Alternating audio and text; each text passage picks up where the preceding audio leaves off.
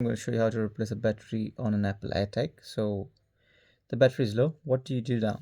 Press this down and keep turning it. Press it down and then turn it down. There you go. So once you have this, it's going to pop out. All right. So this is the battery, which is a CR2032. So that one, take it off. And I've got a new battery on the side, which is the same model, CR2032. So what you need to do is press it down. So as you can see, this is how it looks from inside. Yeah. So this is where the connection has to be made over here. There you go. Connection is made. You can hear the sound of it.